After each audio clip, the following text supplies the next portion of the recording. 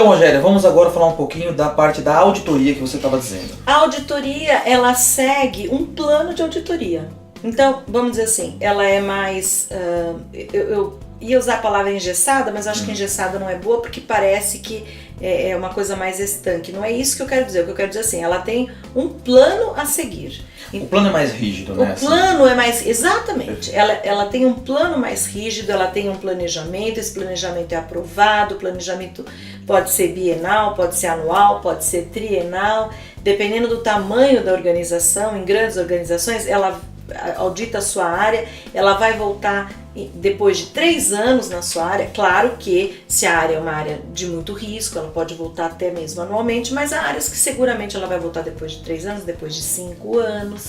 Então é bastante distinta a atuação da auditoria e ela tem itens. Outra coisa, a auditoria ela te audita mediante normas escritas, normas que estejam já com a previsão de condutas. Se a auditoria não tem uma norma prevendo que você deva executar uma atividade de maneira A, B ou C, ela não tem como dizer que você agiu mal, que você atuou de maneira irregular, porque não existia um comando dizendo que você deveria atuar de maneira distinta. Bem regrada. Né? É regrado. E assim é que tem que ser. Sim. Faz parte da conduta esperada do auditor. Agora vamos ao jurídico. Sim. O jurídico analisa e diz se um comportamento é juridicamente permitido. Ele trabalha com os modais deonticos, né? O que é permitido, o que é proibido e aquilo que não é, que não está ou se é obrigado. Se você é obrigado a fazer, se você é proibido de fazer ou se te é permitido fazer. É assim que trabalha o jurídico. Claro que ele vai ter alguma visão sempre de moralidade, de ética e tudo, mas não é a visão primeira do jurídico. Então, eu sempre falo que existe algum conflito de interesse entre a análise do jurídico e a análise do compliance. Por isso é muito importante que o compliance esteja independente. Não só do certamente jurídico. Podemos ter situações que são juridicamente permitidas, mas eticamente talvez não. Condenáveis. Exatamente. E outra coisa que eu te digo, então, bom, na verdade eu defendo que o compliance ele tem que ser totalmente independente, ele não pode estar nem dentro do jurídico, nem dentro da auditoria, nem dentro de controles internos, nem dentro do financeiro, aliás, dentro de lugar nenhum, ele tem que estar isolado. Mas vamos dizer por que, por exemplo, do jurídico. Vamos imaginar uma situação em que eu tenha uma questão que ela, do ponto de vista jurídico, está prescrita num determinado aspecto, mas do ponto de vista de compliance eu tenho a irregularidade. Então, pelo compliance eu teria o desejo de tornar público, de fazer daquilo um mote para um treinamento, corrigir a situação, para que ela não volte a acontecer. Exatamente, para usar isso de maneira pedagógica dentro da organização. O jurídico vai ser o primeiro que vai me dizer, não, peraí, não vamos dar publicidade a algo que já não está mais passível de uma punição, porque a gente vai trazer luz para algo que já passou, né? O direito se incumbiu pela própria prescrição, que é um instituto do direito, de pôr uma pá de cal em cima, então não vamos mexer com isso. E aí eu, do ponto de vista de compliance, digo, não, mas a questão foi muito grave, então ainda que eu não tenha uma responsabilização penal ou jurídica, eu gostaria de trabalhar isso. Não, então é melhor a gente fazer de uma maneira diferente, vamos estudar aqui em conjunto, vamos criar uma história diferente, vamos fazer um teatro, vamos trazer um personagem, mas não vamos trabalhar o caso concreto, que seria o que eu gostaria de fazer, por exemplo, porque isso pode trazer uma situação que não seria juridicamente desfavorável, mas que poderia trazer um desconforto para a empresa, sendo que juridicamente aquela situação já estaria sedimentada. E nessa situação, se o compliance estivesse abaixo do jurídico, seria abafada essa voz de... Não teria nem como conversar nesse diálogo, então vamos fazer de uma outra maneira. Quando você está independente, você tem esse diálogo, você consegue negociar, você consegue resolver a situação de uma outra maneira. Pode até ser que a sua opinião não prevaleça, mas pelo menos você tem Mas a você opção. discute. Exatamente. E não precisa prevalecer. Eu não acho que o compliance deva sempre prevalecer. Sem Aliás, dúvida. ninguém tem que ter uma opinião que prevaleça sempre. Mas é importante que você tenha o direito de expor. Você não necessariamente está sempre certo. Aliás, nenhum de nós está sempre certo. Mas é importante que você tenha o direito de expor, o direito de ser ouvido, que as outras pessoas também possam te convencer e serem convencidas se elas estiverem equivocadas. E a sua posição, eu concordo com ela, obviamente, e ela hoje está no decreto, né? Então nós temos a lei 12.846, que é a lei chamada anticorrupção, a lei da empresa limpa, tem lá o seu artigo 7º que vai trazer o rol do que a empresa tem que ter que vai ser levado em conta na dosimetria da pena. O inciso 8º vai falar que se você tiver um compliance efetivo dentro da empresa, ele vai ser levado em consideração, e tem lá o decreto que regulamenta esse inciso 8º, que ele vai falar um dos temas, 16 incisos que tem lá no artigo 42 do decreto, ele vai falar da independência funcional do compliance officer. Exatamente. Ou seja, isso é um reconhecimento estatal da importância dessa independência. Eu tenho sentido, na prática, muitas empresas que têm restrições a dar essa independência. Muitas empresas. Sem Porque dúvida. você vai criar problemas, a visão das pessoas que devem, que eles não querem ouvir. Às vezes a pessoa não quer ouvir esse Exatamente tipo de colocação. Isso. Exatamente isso. E é isso que eu falo, que ouvir ou não ouvir é irrelevante, porque de toda maneira aquela pessoa responderá como quem conhece, e conhece profundamente. Às vezes eu acho que as pessoas que estão no poder decisório não têm essa consciência. Que é isso que falta. É isso que falta. É a comunicação para esse tipo de público, que é o que tem o poder efetivo nas mãos, de que eles responderão, em última análise, de uma maneira muito pesada. Ou seja, não é só quebrar a empresa, nós estamos falando de uma responsabilidade pessoal. Da privação da liberdade ambulatorial. Cana. Sim, é exatamente isso. E não só isso, porque inclusive a gente pode não apenas falar desta questão, que eu acho que é a questão principal, né, que se trata, que é a liberdade mesmo, é você poder ir para casa e dormir na sua cama todas as noites e ter o direito de conviver com as pessoas, ter a sua vida normal, a sua família, mas também a questão de que se der uma má gestão ali, você responde com seus bens pessoais, dependendo do que for. A lei das SAs é muito rigorosa nessas coisas, e mesmo nas outras leis a gente tem desconstituição da pessoa jurídica, tem um monte de questões que podem ser invocadas num caso de corrupção, num caso em que haja efetivamente má fé, dolo, e que venha a ser caracterizado que a pessoa agiu em desacordo com os interesses daquela sociedade, né? E que essa pessoa então vai responder com os bens pessoais. A gente tem visto,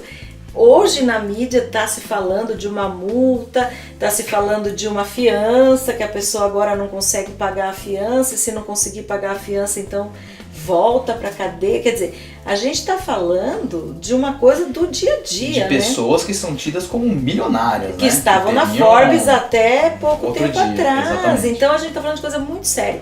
E agora falando do compliance mesmo, finalmente, né? vamos O falar compliance é holístico, o compliance vê tudo isso de uma maneira super abrangente. Para o compliance, a meu ver, né, não tem limitação. Ele olha tanto dos aspectos de auditoria, porque olha todas as normas, ele olha a questão contábil, embora, claro, não com a profundidade que olha uma auditoria contábil, não com a profundidade que vai olhar controles internos, mas ele também se preocupa com essa questão, se os books and records estão corretos, por óbvio, porque é uma questão muito relevante, inclusive para as normas todas que a gente trabalha, né? Uhum. Ele olha a questão de todos os riscos, se os riscos estão sendo analisados, vê os aspectos jurídicos, embora não seja o único aspecto que a gente vê, mas a gente olha também esse aspecto. A gente olha tudo isso de uma maneira global, de uma maneira holística, e todos os elementos que formam o programa de compliance. Às vezes eu vejo uma visão absolutamente reducionista do compliance como se fosse apenas anticorrupção. Anticorrupção é uma moda. parte. E é a bola da vez também. É a bola da vez, mas o compliance começa muito antes. Então eu tenho que ver desde a origem, então eu tenho que ver desde a contratação, desde a pré-contratação, como foi feito tudo, como eu contrato as pessoas, como eu seleciono as pessoas que vão trabalhar na minha empresa, como eu trato essas pessoas. Então eu tenho todo o relacionamento trabalhista, eu tenho compliance trabalhista, compliance tributário, como é que eu lido com o fisco. Tem 1001 coisas. Compliance tem uma gama imensa de atividades. Então, na verdade, essa questão holística do compliance e você podendo atuar de forma para realmente ajudar a empresa, acho que é o que te fez se apaixonar. O que me fez me apaixonar pelo compliance é a possibilidade de mudar o mundo. Rogéria, então você está falando que você acha que o compliance vai mudar o mundo. Eu já ouvi algumas pessoas falarem isso, e toda vez que alguém falar isso, eu falo assim, mudar o mundo? Não é sério, você não está falando sério, você não acha que é de verdade isso? O que você tem para falar para as pessoas que pensam isso? Que eu acho que é de verdade. Aliás, eu não acho. Eu tenho certeza absoluta. Por quê? Eu tenho certeza absoluta. Eu até sempre brinco que o Brasil tem 2 saídas. Uma é o compliance. A outra é o aeroporto de Guarulhos, que te leva para outro país onde o compliance existe e é levado a sério. Porque é a única oportunidade que a gente tem de ter um país justo, onde você tenha regras iguais para todos, onde você não tenha mais que ver tanta gente morrendo em fila de hospital, enquanto alguns estão se locupletando com dinheiro público, estão viajando para Paris, comprando joias para a esposa, com dinheiro que era para ser usado para fazer alguma coisa pela população. Afinal de contas, a gente paga uma fortuna de impostos e a gente não vê o retorno desse dinheiro, a contraprestação. Há países em que a carga tributária é até maior do que a gente tem aqui. Dinamarca, 40%. Pois é, só que até eu me lembro que eu estava na faculdade e um professor, até era o Amaury Mascaro Nascimento, foi dar uma aula e ele contou um caso em que, não sei se era na Suécia, Finlândia, onde que era, que um trabalhador machucou o pé e o médico prescreveu para ele um carro automático, porque ele não podia caminhar, então ele tinha um carro automático, porque ele machucou a perna esquerda, então a perna ficava lá imóvel e ele dirigia só com a direita. A classe inteira caiu na gargalhada. E veja, eu me formei em 87. Você imagina isso no dia de hoje? É para se atirar no chão de rir, né? Então é um país em que você pode receber uma prescrição de um carro e aí você paga 40% com gosto. E eu não estou nem falando de prescrição de carro, eu estou falando de você precisar de um medicamento e ter um medicamento, porque hoje a gente está falando de hospitais públicos que não tem o mínimo, não tem luva, não tem sutura. Mas só para esclarecer, Rogério, quando a gente fala que o compliance vai salvar o mundo e você coloca desses termos, alguém pode pensar assim, mas peraí, o compliance para o setor público, para o setor privado, como é que o compliance operacionalizaria essa mudança no país, por exemplo? Bom, primeiro que é uma mudança de cultura, né? É você entender que aquilo que é o público significa que todo mundo tem que se beneficiar. É muito engraçado você ouvir alguém falando que quer ser político porque quer ser rico. É um contrassenso. Um cargo público, né? Você deveria dar muito mais do que receber. Exatamente. E o pior é que você olha o histórico das pessoas que hoje ocupam cargos públicos e muitas vezes elas começaram e tinham um tipo de vida e hoje tem outro totalmente diferente daquele que elas ostentavam no começo da carreira e só tiveram cargos públicos. É muito complicado até você contar essa história, você explicar isso, né?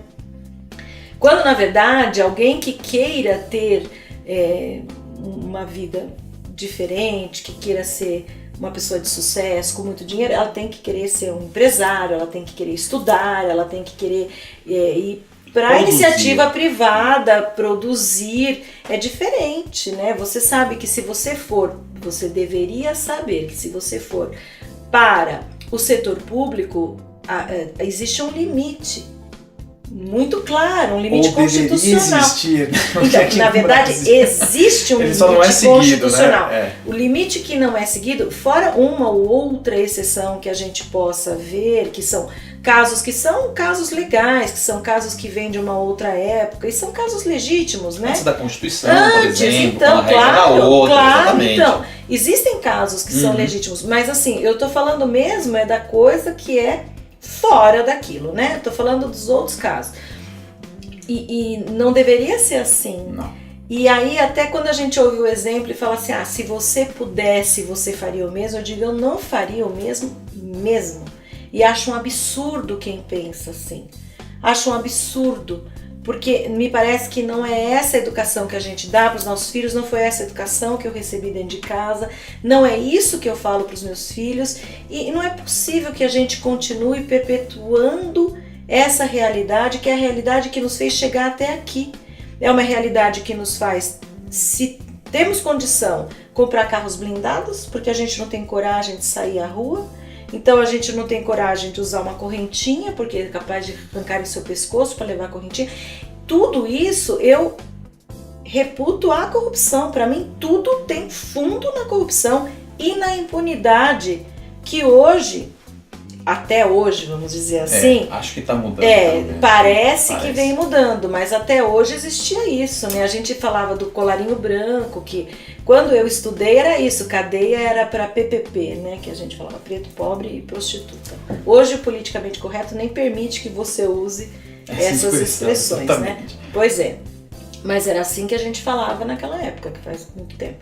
Mas hoje me parece que sim, que há uma luz no fim do túnel. E o compliance veio para ficar. E falo mais, as grandes empresas têm obrigação de levar essa bandeira. Os grandes empresários têm obrigação de levantar essa bandeira e fazer essa história mudar. Você não pode exigir que um pequeno empresário, que um dono de padaria, que ele sozinho faça toda essa engrenagem mudar, porque ele é muito mais frágil. Agora, uma grande empresa, sim. Ela tem o potencial... O poder de dizer, não pago, não dou. Não, você faça o seu trabalho da maneira como tem que ser feito e ponto final. E não dou. E aí, às vezes, quando você conversa assim... As pessoas dizem, mas se não for assim não tem negócio. Não tem negócio, tem advogado. Tem advogado para quê? Para conseguir uma liminar. Você vai gastar muito menos com o advogado que vai conseguir uma liminar para você, para obrigar que aquele que deveria te prestar o serviço ou te dar a prestação que você faz jus, do que você gastaria se você tivesse que... responder a um processo judicial até de imagem, se for pego sim, ou pagar uma propina mesmo, até porque... Só o pagamento da propina, né? Sem falar nas penas. Eu estava falando até de pagar a propina, até porque existe uma regra imutável. Você deu uma vez, sempre, você se torna refém. Refém daquela pessoa, refém daquela situação, porque a vida inteira você vai ter aquela ameaça contra você. E tem um caso clássico que até foi contado pelo Márcio Spinelli. A gente estava num evento juntos e ele contou esse caso. Ele era corregedor do município aqui de São Paulo, em que uma empresa estava comprando uma outra empresa aqui de São Paulo e durante a due diligence descobriu que essa empresa havia efetuado um pagamento de R$20 mil de propina quando estava fazendo a abertura da sociedade aqui, para conseguir o alvará de funcionamento. Ou seja, uma coisa bem antiga. Bem antiga e muito pequena, né? R$20 mil. E o valor da compra eram $200 milhões. Um dinheiro assim imenso. Essa empresa, que até era holandesa, foi procurar a corregedoria e ofereceu para fazer então a denúncia, para se autodenunciar, para dizer, olha, eu gostaria de fazer o acordo, mas na época não foi possível fazer o acordo envolvendo o Ministério Público. E o Ministério Público tem assegurado na Constituição a sua independência. Então, eles poderiam a qualquer momento entrar com uma ação. E a empresa gostaria de ter a garantia de que não... Segurança jurídica, de né? que não sofreria um processo. Ele falou, olha, a única coisa que eu pago tudo que eu tiver que pagar, eu pago todas as multas, a única coisa que eu gostaria seria de uma garantia de que eu não vou ficar respondendo por 20 anos um processo por conta disso. Mas não foi possível, porque você não tem como obrigar um promotor de justiça a abrir mão do seu direito constitucional a exercer o seu ofício. Então não foi possível. O que aconteceu? A empresa falou, até logo, por 20 mil reais perdeu-se um negócio de 200 milhões de dólares. Por quê? Veja você, o problema estava na origem da empresa. Foi o alvará de funcionamento, foi desde a origem. Então, o problema era de base, era uma coisa muito grave mesmo. Que podia, vamos dizer, viciar todo o restante do funcionamento daquela empresa. Com isso, se perdeu o negócio. Então, quando a gente fala de compliance, a gente fala de uma coisa muito grande, muito importante, muito relevante e que tem que ser vista dessa maneira, com destaque. Com certeza. iComply, aprimorando pessoas, fortalecendo empresas.